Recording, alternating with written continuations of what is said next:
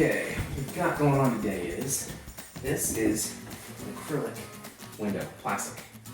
Here, listen to it. That is not glass. It looks like glass block. But what we're going to do is, we've already done one, we're going to put a ventable window in here so that this window can open and vent out through this acrylic window.